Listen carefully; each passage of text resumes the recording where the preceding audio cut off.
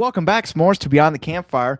We hope you guys got the munchies for an adventure like Steven over here does. It's on his lunch break. So, that's how it works sometimes. If you're new here, make sure you guys like, comment, subscribe, and follow us on Instagram and Twitter at Beyond Campfire. If you don't know who I am, I'm Will the Cowboy. It says right there. If you're on YouTube, it says I'm the sex appeal because I'm the sexier of the two. And we got Steven, the Indian, the wrong Indian, and we're a cowboy and Indian duo who like to dive into mysteries. That's right. Today, we'll be going over a cryptid because we cover those two. Okay. And we're going to be talking about an Australian Bigfoot. Is he like Bigfoot? I think he's like Bigfoot. Yes, Will is exactly right. We have what many have called the Australian Bigfoot today.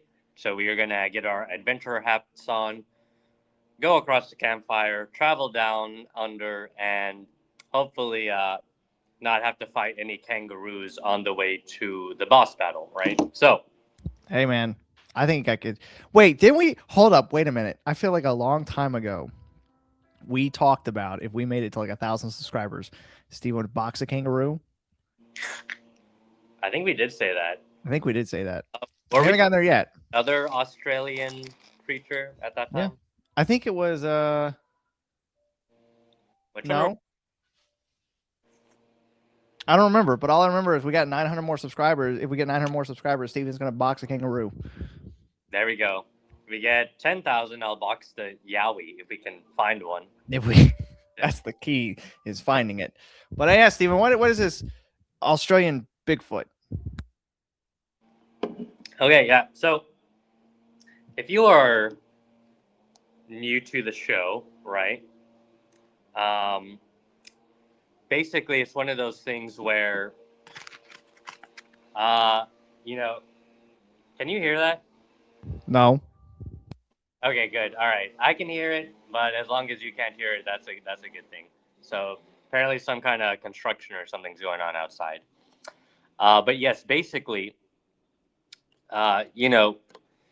there are big apes in the world. You can look at orangutans. You can look at, chimpanzees. You can look at all kinds of things. And so, as far as this existing as compared to other animals, it's not like it's impossible, right? Big apes do, in fact, exist. The question is, where do they exist? And so, Bigfoot in North America, there is no known recorded big apes in North America unless you're a Bigfoot believer. And in Australia, as far as I know, there's no recorded big apes there either, as far as I can see in my research. However, many have talked about a creature known as the Yowie. And, if you've been watching the show for a long time, I'm the more skeptical of the two, right? So I'm someone that I'm like, I want a lot of evidence, I want a lot of testimonies, I want a lot of sightings. Will, he would like those things too, but, he's not necessarily as beholden to it as maybe I would. Because I feel like with certain cases, like science can explain it a little bit, and if there is some scientific explanation you can reason with, I say why not? Right. And so, with the Yowie, this actually is a creature that has been cited not only just for hundreds of years, but also apparently hundreds of sightings. Many people have all reported a hairy ape-like creature standing anywhere between 6 feet to 12 feet, that with feet much bigger than the humans, and with tracks that people have seen that are foot tracks much bigger than a human's, right? And none of that includes just people seeing this thing straight up. But yeah, why don't we start there? So, before I kind of dive into the history, any questions, thoughts, or comments so far? None come to mind. I think you're making pretty much sense there with what a big ape is and everything there. So Yeah. Okay. So the first we hear of the Yowie goes back to ancient Australia. Well, as ancient as the Aborigines go.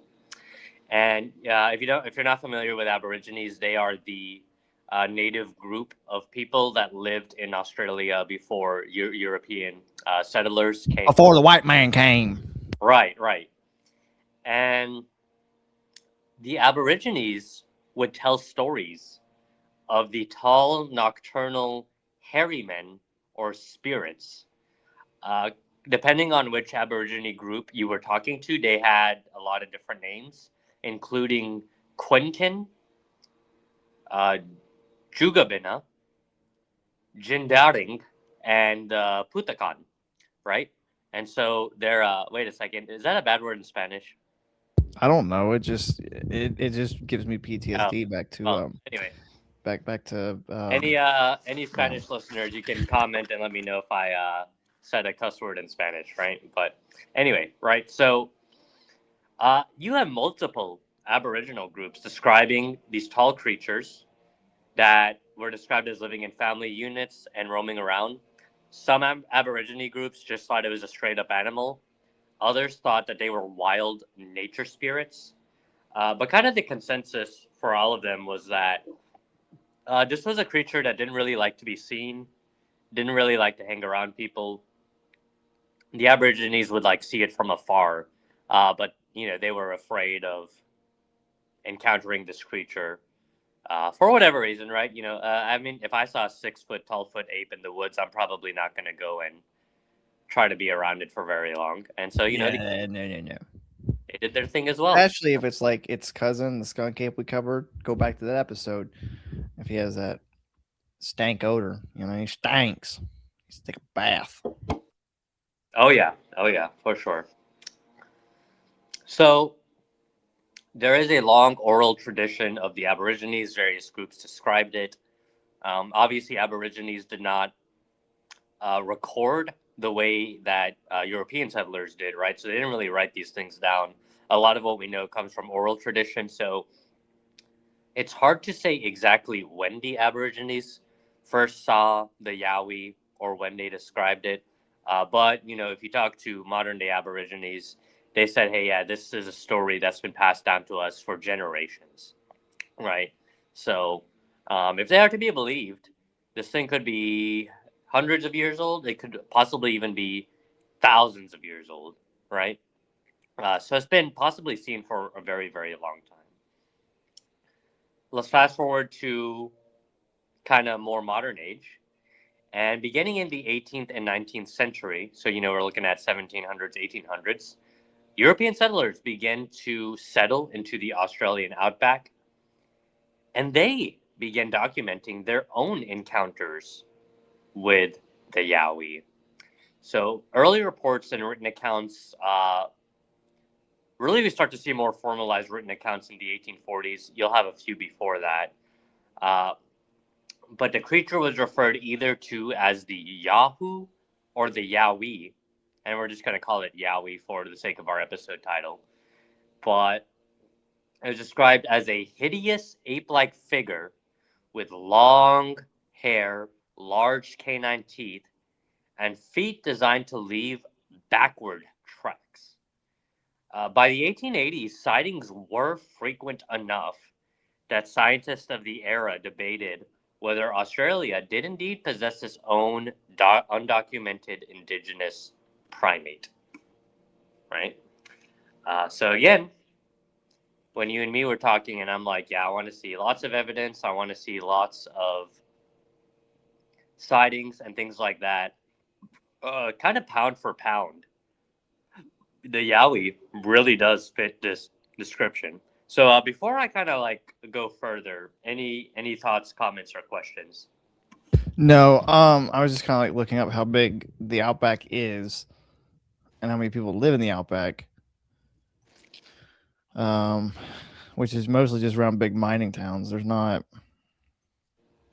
like a lot of people that live out in the Outback. So it could be very much possible that there could be something that could be unidentified. Hmm. Yeah, I agree.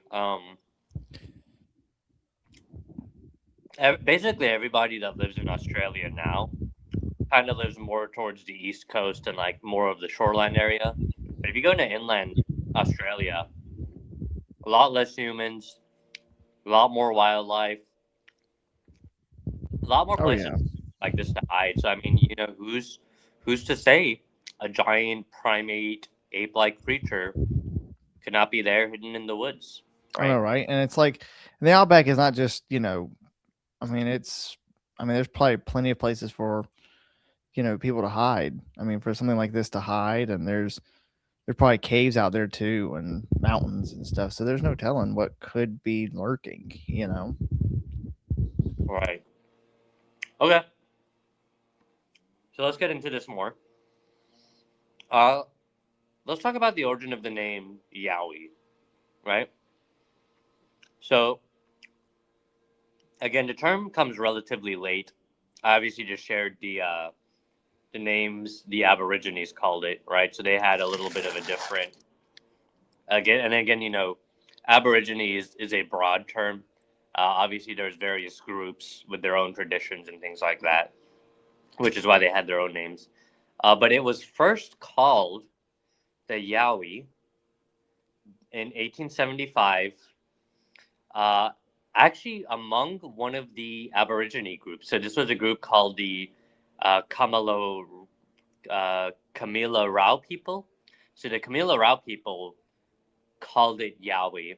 And then a pastor, Reverend William Ridley, he is the one that first talked to those Aborigine groups and he kind of wrote about it.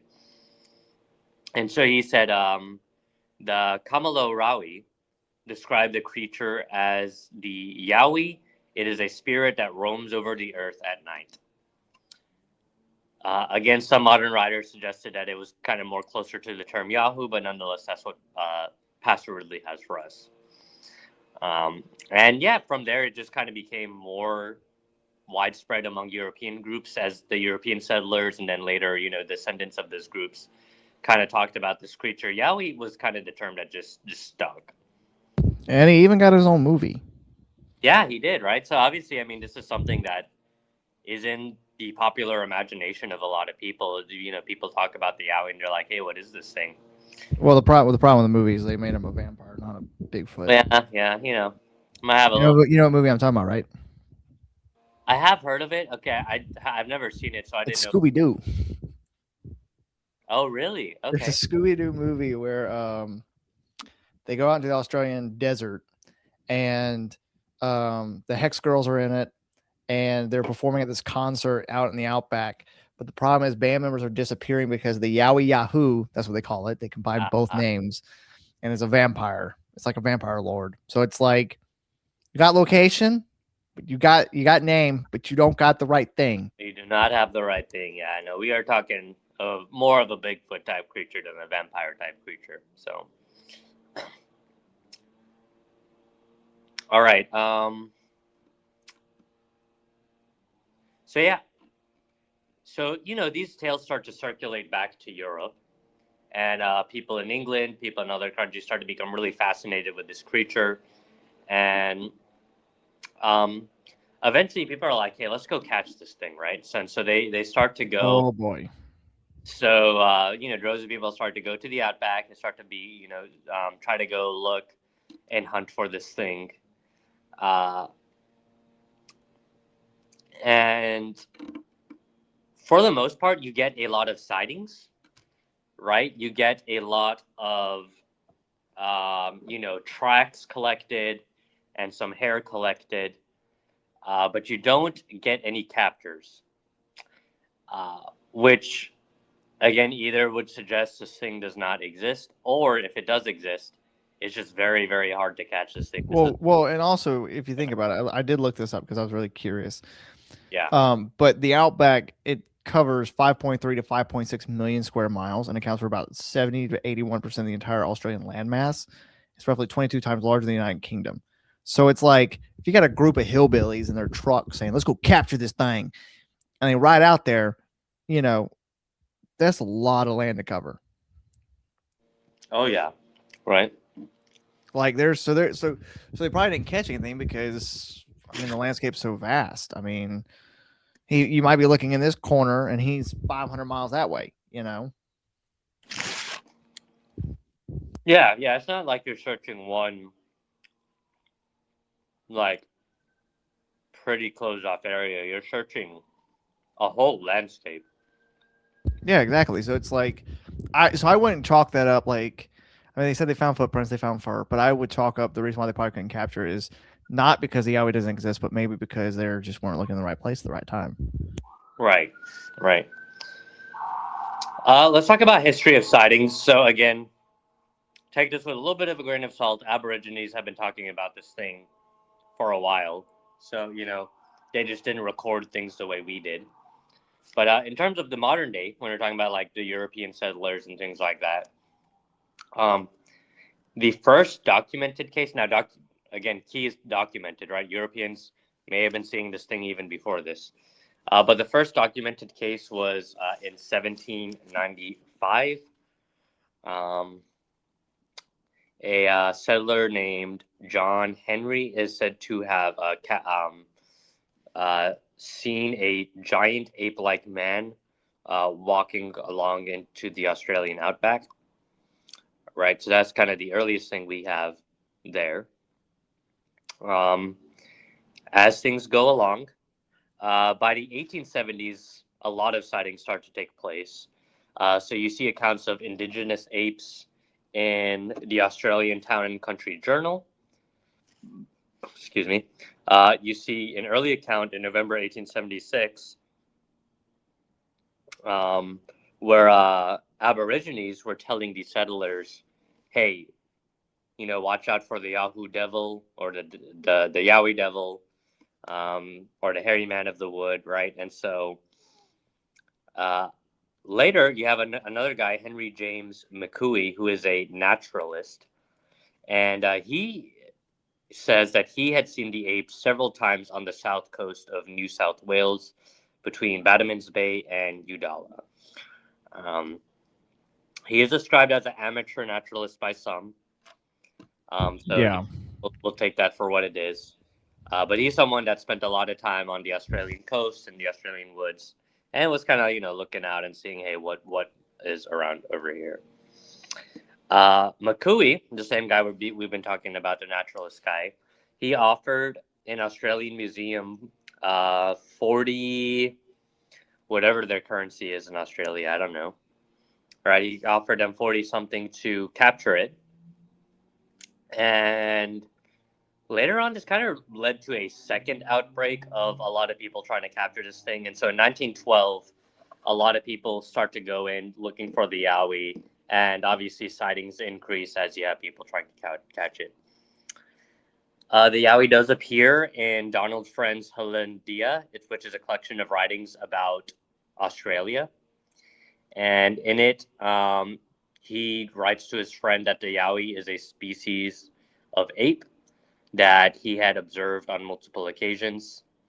He says that what he had observed seems to match the stories of what Aborigines had talked about, as well as the stories from the 18th and 19th century. And so he believed that the creature he saw was the same creature that Aborigines described and all the European settlers before that. So before I get into the very, very, very modern day sightings, um, any thoughts, questions, comments, or concerns?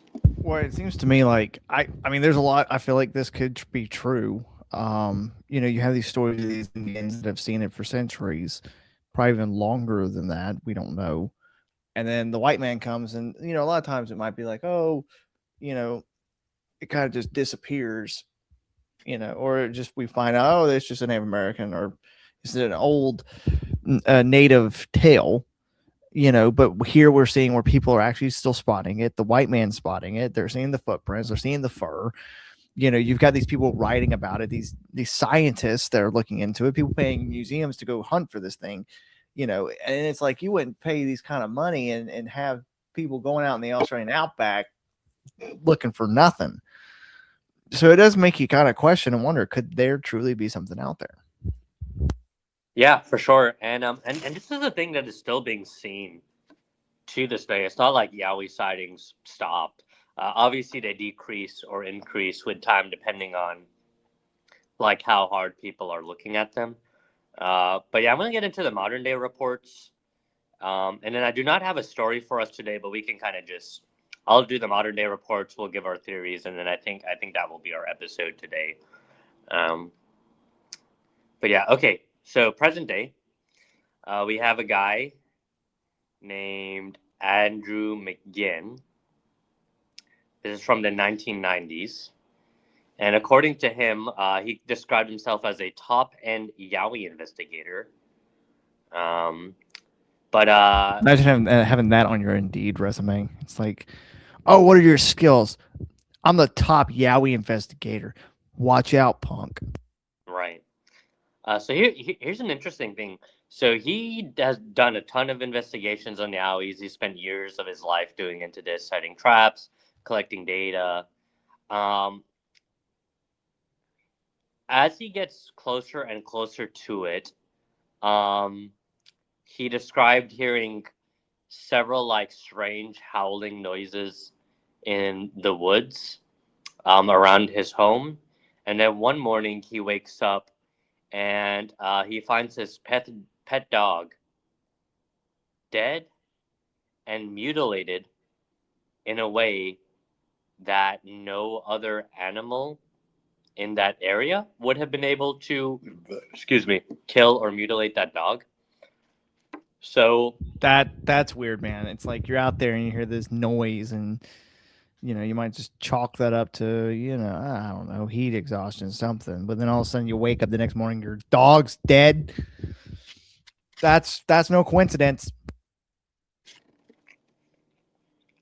um, when he took his dog for a autopsy, it took a lot longer than autopsies take to do. Well, Almost as yeah, because it got mutilated, man. You probably had to pick up the damn thing with a shovel. right. And then the official cause, according to kind of the Australian kind of government officials that had started to look into it, was oh, this was dingoes. Just watch out for dingoes. And Dingoes ate your baby. yeah, and don't tell anybody else about this, The right? dingoes ate your doggy. And he was like, wait a second. He's like, I've seen dingoes tear up animals before. This is What? not. What? Let me ask you a question before you continue. What type of dog was this? This was a. My notes don't have what kind of dog it is. But it's not like he has a Chihuahua. No, yeah. I mean, He's got probably like a shepherd dog or some big medium sized dog. It's like I don't think you hear some weird howling. I think if it depends, because if it's like your dog gets mutilated like this, I don't think a dog fight's gonna kill it like that. Because dingoes are just wild dogs. right, exactly. Yeah. So Andrew McGinn is like, I know what dingoes sound like. I've seen what they do to animals. He's like, this is not a dingo. And he's like, I don't know why they're telling me to not talk about this, but he's like, I'm going to talk about it. So just very suspicious circumstances there. Bro, looking at these things, dingoes, bro, this is like when you look at the size of a dingo, like this thing looks like just a little dog, man. Mm-hmm. Like I don't think a dingo would tear apart, would mutilate a dog like that. Right, Yeah, exactly. dingo definitely did not. The dingo did not eat your baby. Yeah, yeah. So it's just odd. 2010, we have a Conabera man who said he saw an animal that he described as a juvenile yowie covered in hair with long arms that almost touched the ground in his garage. Uh, Wait, so it was in his garage? yeah, so he said he saw it in his garage when he like yelled at it because at first he thought it was just a hairy teenager, but then he's like, "Wait a second, this." Wait. Could you just imagine? It's like, man, these kids today, man, they just hairy all over. What the hell? And you're like, oh, it's a yowie. What's he doing in my garage? He's stealing my motorcycle. Yeah, he said upon further inspection, it had very long hair and his arms that reached the ground. And he's like, "Oh, and it wasn't wearing clothes." So So he's like, wait Here a in my second. garage with my Lamborghini. Yowie. Yeah, so he kind of yelled at it, and it scampered off, and so that happened. 1977 reported hearing strange screaming noises made by an unidentified animal. Cryptozoologist Rex Gilroy was brought in, and he said, like, when he heard the screams, that was unlike any animal in Australia that had been, recorded. 1994, another Yowie sighting in the Brindabilla ranges. Yeah, I mean, I could just go on and on. 1996, Yowie spotted near Newcastle. August 2000, another Canberra bushwalker talked about an unknown bipedal beast, again near the Brindabilla thing. So, like, Yeah, so it's like it's being reported all over. Like people are. It's not like with like I think back to the black-eyed children, for example, right? The black-eyed children, there's a lot of questions of whether or not they're real or not. But with them, it's just like, oh, some guy happened to see one in 1990, and that's when it like brought upon this stir. But it's like with the Yowie, it's like this native group of Australia saw the Yowie, gave it a name. They reported seeing it and gave all these descriptions of it. And then when the white man came, they're kind of like, maybe a little crazy. But then they started seeing it. And it's not just like it just stopped for a period. It's like you keep seeing the darn thing. It's like every year or every so often, someone's reporting a Yowie. yeah. Yeah, so Do you have the last reported Yowie sighting? I believe I do. Let me scroll through my notes. Because I'm kind of curious about when the last time I was spotted. Because if it's like last year or this year, I'm like, something's out there. Oh boy, yeah. I know there was one from 2013. I'm trying to remember. Yeah, the last one was late 2025. I'm telling you, man, this. I don't know. Is that all you have? Because I'm fixing to go to my theories. Yeah, that's all I have. My theory, dude, I'm already convinced. I think this thing probably exists. You think the Yowie exists? We got you on thinking something one of these exists. I mean, all these reports, all these things, like it just, I mean, I don't know. It's just a ton of. Ring the bells, ladies and gentlemen. We did it. I We got to celebrate. We got Steven believing in something. I mean, I agree with you. I think the Yowie's real, man. I think with how vast and wide the Australian outback is, how unhospitable it is, how there's nobody lives out there. So it's the perfect environment for something like this to hide and make its appearance every so often. And for it to be like natives saw it and then, maybe have one or two sightings from after that, like we did with the Thunderbird. But like this is constant report after constant report after constant report after constant report after constant, and people are still seeing it up to this day. I think the Yowie exists. I think me and you need to get in our Jeep and we need to ride into the Australian outback and bring home a Yowie. I agree, brother. So let's yeah, some theories say like, oh, it's another animal, or it's just people hearing something else and thinking it's something else. But I don't know. There's nothing. I mean, if you have like a cryptozoologist and you have some scientists saying like, listen, this is nothing like we've ever seen before. You've got a guy who has probably like cryptozoologists, they study these things heavily. And for one of them to say like, I know pretty much almost all the animal noises that is in the Australian outback, this is not one of them. This is something new. This is something different. Like that sends up some signals there where it's like there's something going on. I agree. Yeah. So who knows, guys? If you have any Australian listeners, be careful when you go out in the woods. But yeah, that's really all I have. Any last thoughts, comments, or questions from you?